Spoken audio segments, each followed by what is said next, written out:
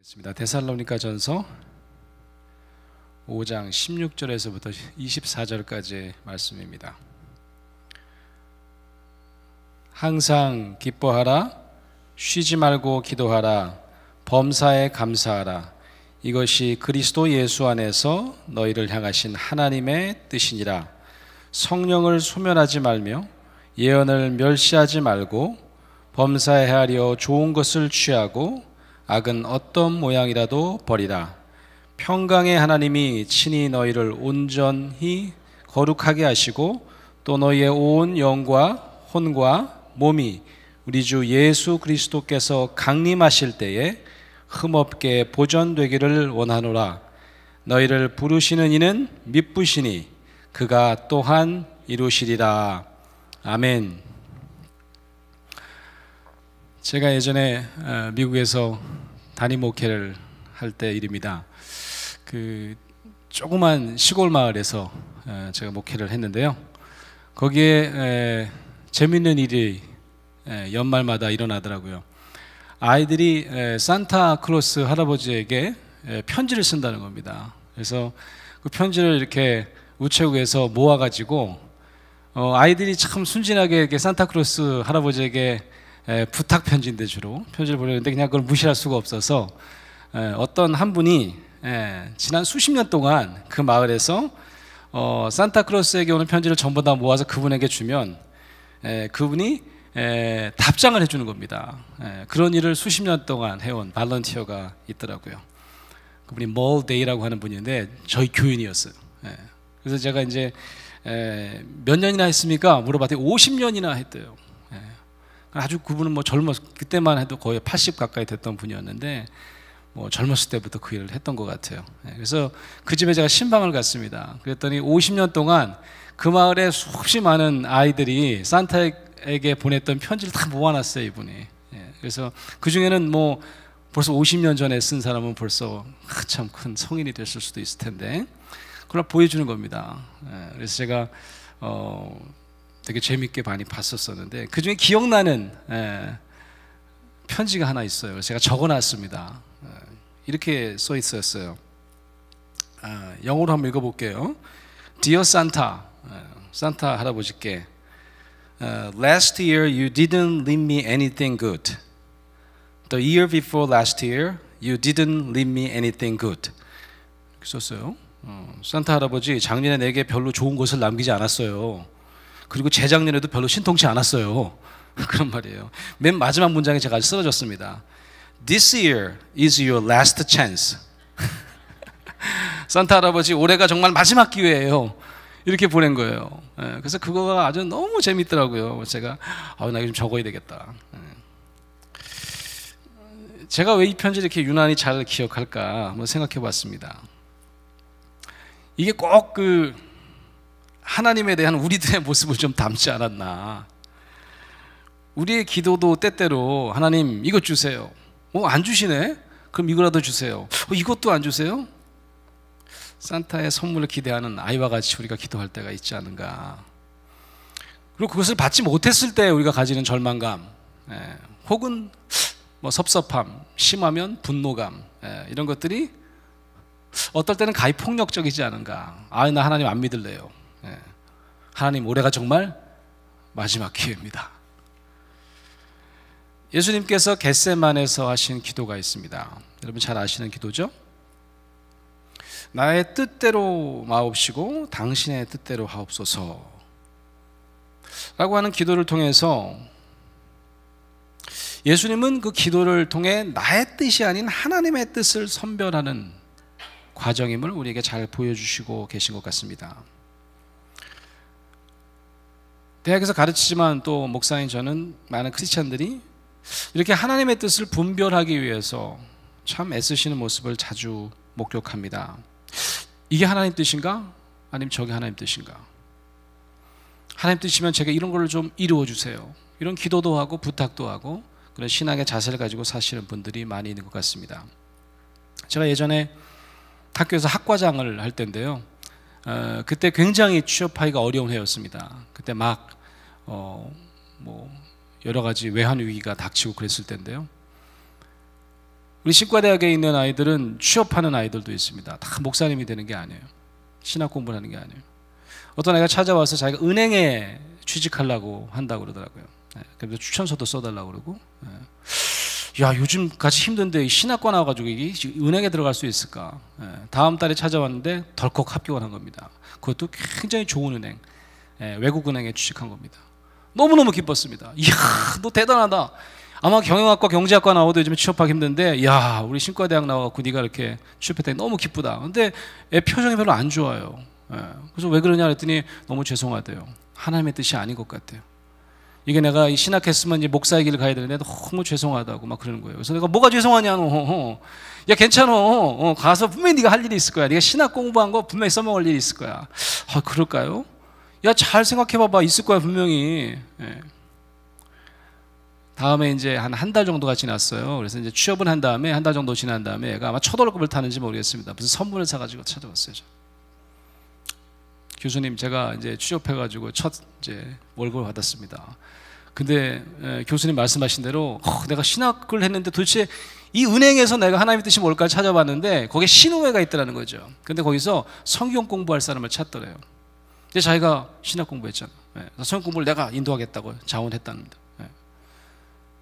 그럼 너무너무 즐거웠겠다. 그때 얼굴 표정이 또 안 좋아요.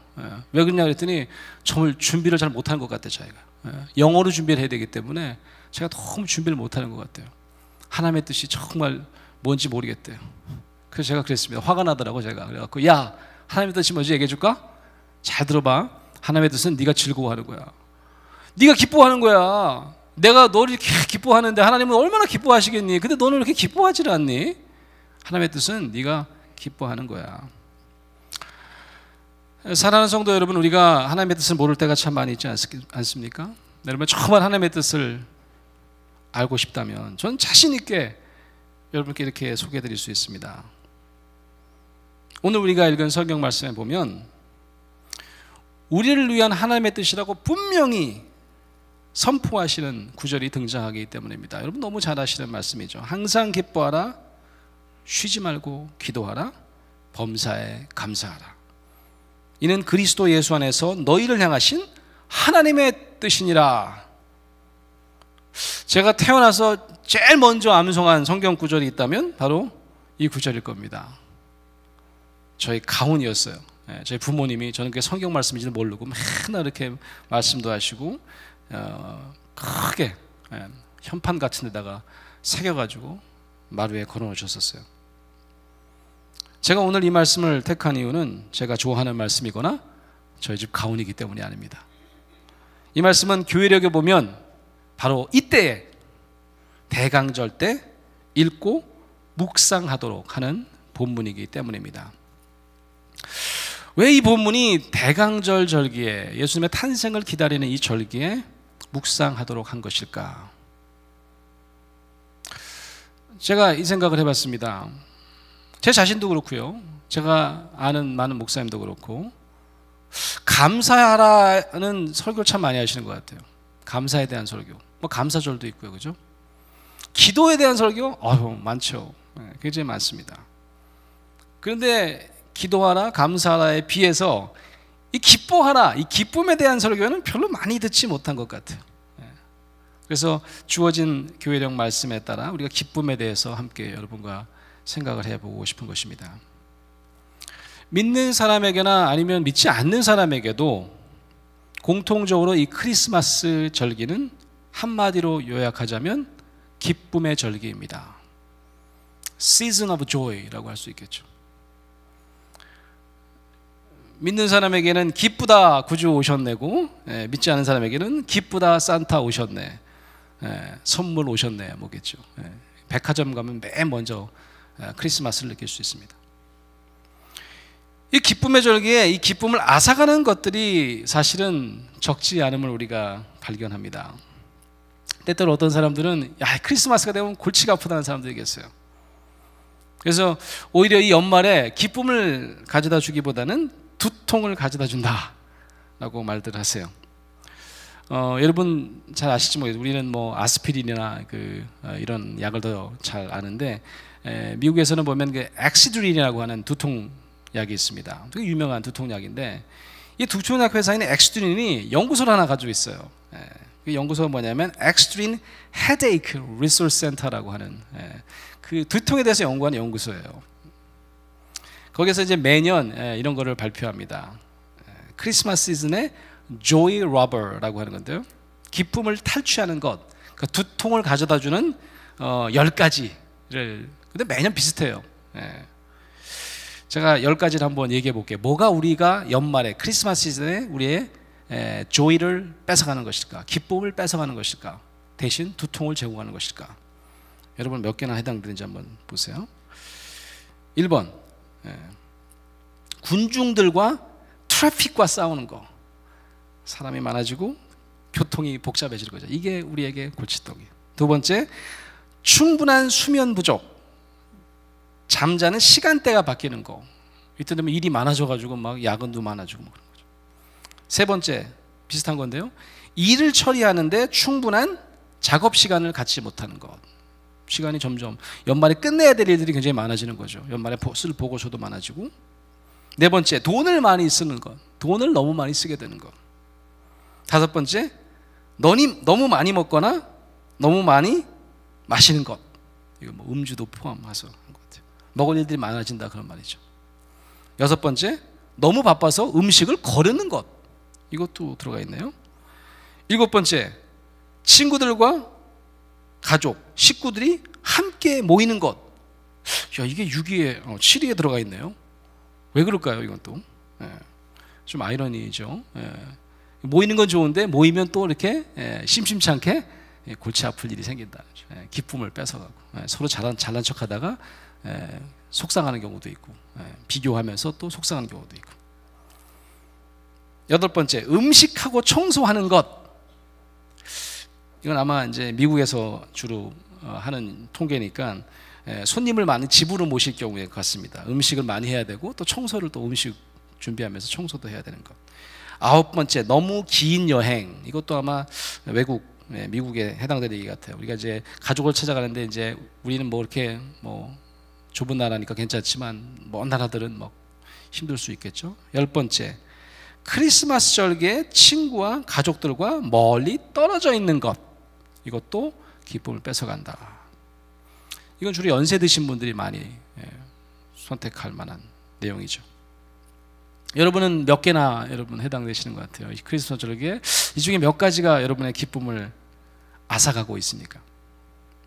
어쩌면 뭐 꼭 미국뿐만 아니라 우리 크리스마스 시즌을 사는 뭐 세계 어느 국가에 계신 분들도 비슷한 현실을 경험하게 될 것 같습니다. 근데 잘 보시면 재밌어요.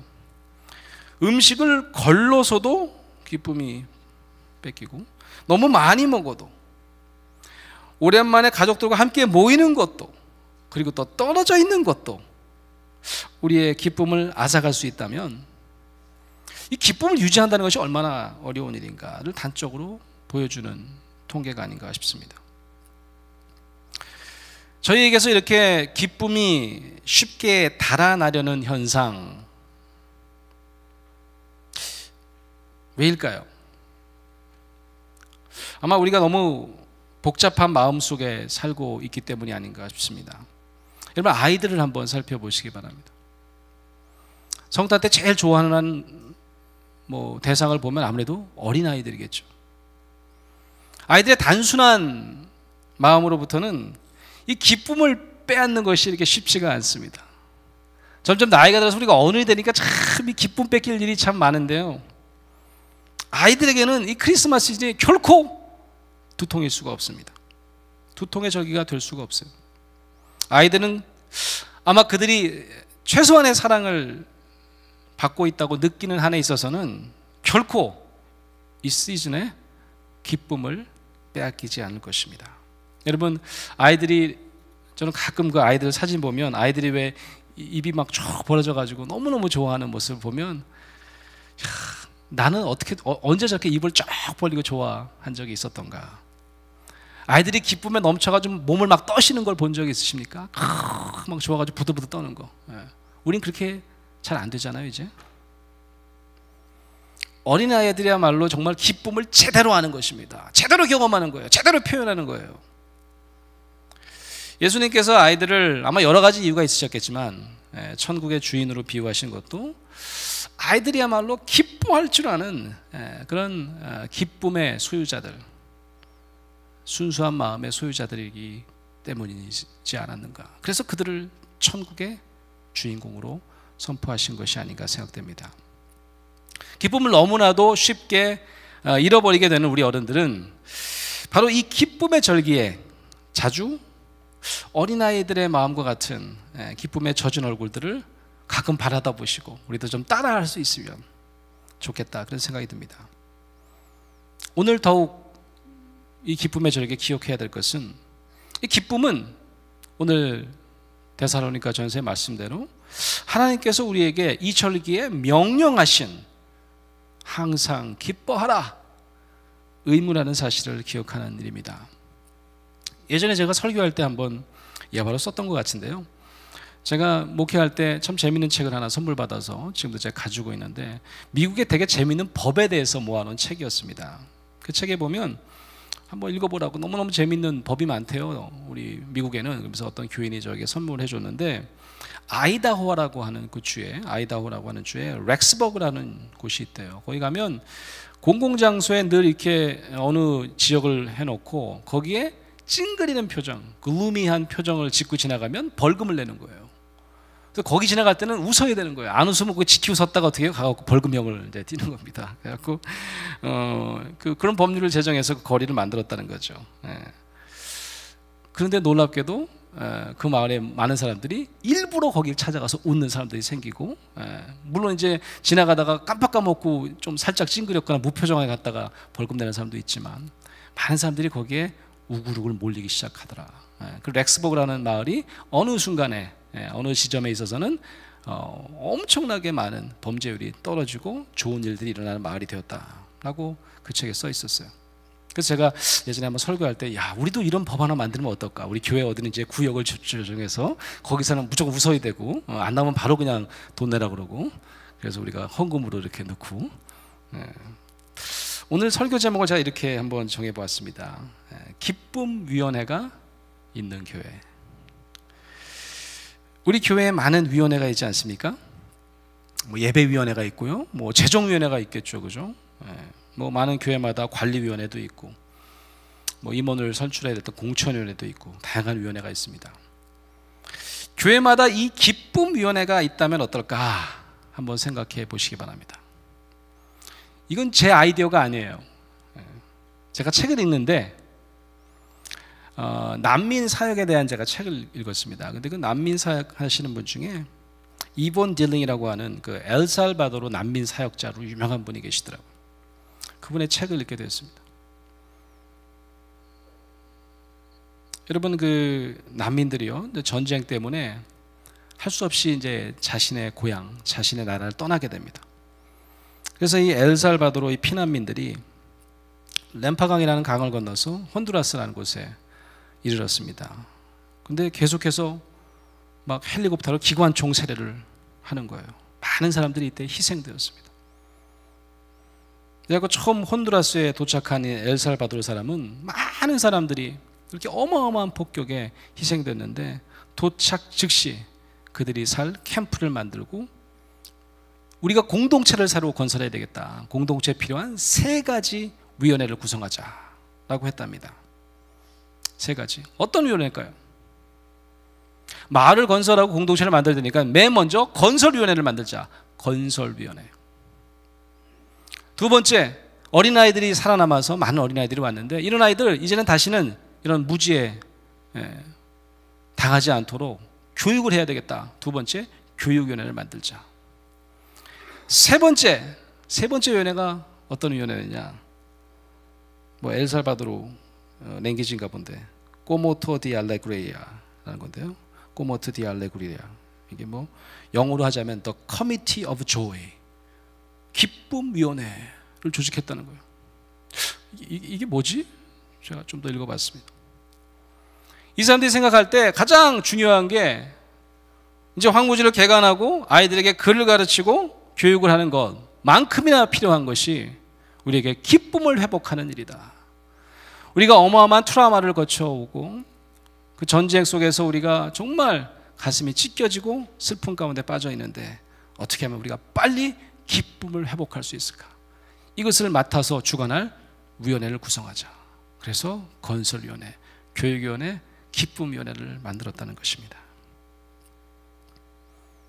한 백과사전에 보면 아마 지구상에서 이스라엘 사람들만큼 기쁨에 관련된 많은 단어를 소유한 민족은 없다고 말을 합니다. 구약성서에만 봐도 기쁨을 나타내는 다양한 단어가 있는데 무려 27개나 된다고 합니다. 근데 보면 다 예배와 하나님과의 관계를 드러낼 때 썼대요. 27개의 다른 기쁨에 대한 단어가 예배나 종교 행사에 다양하게 쓰이고 있다는 겁니다. 이스라엘 사람들에게 하나님은 기쁨의 원천이었습니다. 종교의식에서 그렇게 많은 기쁨에 관련된 단어를 사용할 수 있었던 것입니다. 이런 종교의식의 축제성이 바로 다른 종교의식과는 크게 다른 대조를 보여주고 있지 않나 생각이 듭니다. 제가 예전에 기도를 하는데 식사 기도를 했습니다. 제가 아마 가족끼리 하는 기도 같은데요. 기도를 다 끝난 다음에 저희 아들이 그러더라고요. 아빠 화났어?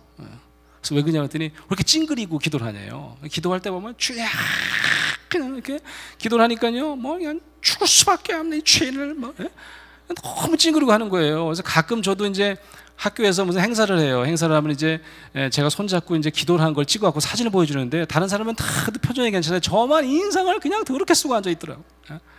뭐 누구 뭐 죽이려고 하는 표정 같아요. 그래서 내가 이 장로교 목사도 아닌데 왜 크게 죄인같이 이렇게 내가 그때 생각나는 사람이 하나 있더라고요. 저랑 친한 여자 주희씨, 그 유대교 친구였는데 유학 시절에 만난 사람입니다. 그분이 제가 이제 영어를 이렇게 쓰면 좀 고쳐주고 그런 일을 해갖고 저랑 가깝게 지냈어요. 저보다 연세는 많은 분인데 초대를 받았습니다. 자기가 식사 기도를 해도 되겠네요. 그래서 보통 이제 미국 사람들 호스트가 자기가 기도를 해요. 기도하시라고 그랬어요. 그래서 어떻게 기도를 하냐면 음식을 들고 하늘로 올리더니 이 음식에 대한 축사를 하고 기쁜 표정을 하면서 탁 내려놓더니 먹재요. 그게 기도구나. 처음 알았어요. 이게 이 음식을 할 때도 즐거웠겠지만 이렇게 음식을 이제 먹게 해주신 하나님에 대해서 이렇게 하늘 쳐다보면 눈도 안 감아 또 그죠?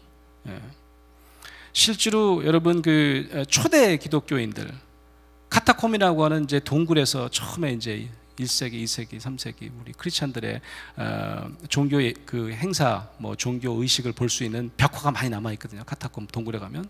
그럼 기도를 어떻게 하냐면 하늘을 쳐다보면서 눈을 이렇게 크게 그렸어요.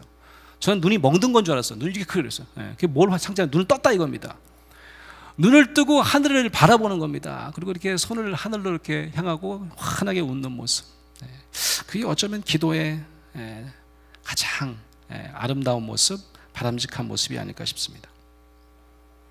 우리 예배의 찬양도, 우리 예배의 감사도 이 기쁨의 표현 양식이 되어야 될 줄로 믿습니다. 왜냐하면 가장 큰 기쁨은 우리가 하나님 안에서 있는 기쁨, 하나님을 나의 중심에 모실 때 기쁨이 아닌가 싶습니다. 시편 기자는 그래서 이렇게 고백합니다. 주께서 생명의 길로 내게 보이시나니 주의 앞에는 기쁨이 충만하고 주의 우편에는 영원한 즐거움이 있나이다. 시편 16편 11절 말씀입니다. 저는 우리 신약 성경이 Book of Good News, 복된 소식의 책이라면 구약은 Book of Joy, 기쁨의 책, 이렇게 이름 붙일 수 있지 않을까 생각해 보았습니다.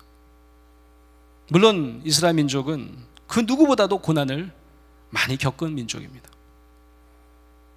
보통 어느 민족이나 이런 고난의 시기에는 고난을 이기기 위한 저항 문학이 생겨납니다. 이스라엘 사람들에게는 성서가 고난을 견디고 위안을 주는 저항 문학의 성격을 띄었습니다. 하지만 그 이상의 것이었어요. 바로 하나님이 주시는 이런 참 기쁨과 하나님이 주시는 약속을 통한 그 기쁨을 기다리는 그런 소망으로 가득 찬 책, 그게 바로 구약성서라는 말씀입니다. 때때로 우리 교회는 세상에서 상처받은 많은 사람들의 위로의 장소, 또 치유의 장소가 되기도 합니다. 그러나 분명 교회는 그 이상이 되어야 합니다.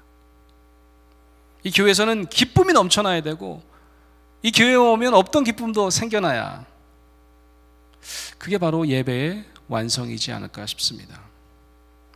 때때로 많은 사람들이 그렇게 얘기합니다. 이제 교회는 더 이상 기쁨의 원천이 아니다.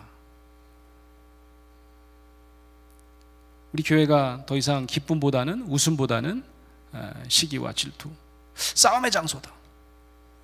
심지어는 세상에 나가서 세상 법정에서 교회의 문제를 갖고 싸우는 경우도 있다는 거죠.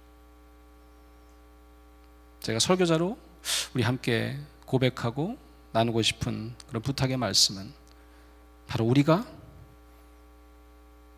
그런 어떤 교회에 대해서 혀를 차는 순간부터라도 우리가 먼저 기쁨의 시초가 될 때 우리의 교회는 변화할 것입니다.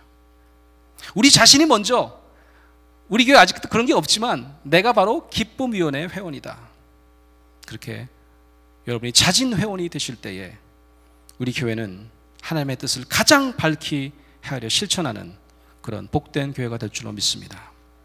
여러분, 우리 교회가 어떤 교회가 되기 원하십니까? 하나님 앞에, 그리고 우리 이 지역사회에 어떤 교회가 되기 원하십니까? 마지막 예화를 하나 드리고 설교를 마칠까 합니다. 어느 독실한 사업가가 미국을 여행했답니다. 주일날 예배를 드려야 되겠기에 이제 길을 가다가 경찰에게 물어봤습니다. 교회를 하나 소개해 주십시오. 내가 걸어서 갈 수 있는 교회를 소개해 주십시오. 근데 경찰이 타라고 그러더래요. 탔습니다. 쭉 가더니, 몇 블락 가더니 미국 가면 처치 컴플렉스라는 데가 있어요. 미국 가면 교회가 연달아 붙어 있습니다. 교회가 많을 때는 10개쯤 붙어 있어요. 뭐 최소한 5-6개가 쫙 붙어 있어요. 그 중에 그 경찰이 요 교회에 내려주더래요. 오늘 한 특별한 교회에서 이 교회다 내려줄 테니까 이 예배당에서 예배드리라고. 경찰한테 물어봤답니다. 교회가 꽤 많은데 이 교회 특별히 무슨 뭐 본인이 다니시느냐, 이 교회 교인이라서 여기 내려주느냐, 이렇게 물어봤습니다. 아닙니다. 나는 교회를 다니지 않습니다. 그런데 왜 이 교회 특별히 내려주시느냐? 다른 건 모르겠지만 내가 이 앞에 늘 순찰차 지나다니는데 유일하게 이 교회에서 나오는 사람들의 얼굴은 기쁨에 차 있더라. 이 교회에서 나오는 사람들은 다 환하게 웃으면서 나오더라. 다른 교회 사람들은 오만 인상을 다 쓰면서 나오더라. 그래서 나는 이 교회가 정말 괜찮은 교회라고 생각했다. 당신도 이 교회 한번 예배 드려보시라, 그랬다는 거죠. 아마 가정도 비슷한 원리로 이해할 수 있지 않을까 싶어요. 여러분 자녀가 등교할 때 남편이나 아내가 출근할 때 얼굴 표정을 한번 보시기 바랍니다. 집을 나갈 때 어떤 표정을 나가는지. 기쁨의 표정. 잘 갔다 올게. 아마 그러면 우리 가정이 복된 가정, 기쁨의 원천이 되는 가정이 아닐까 싶습니다. 사랑하는 성도 여러분, 우리의 기쁨은 우리의 복된 의무입니다.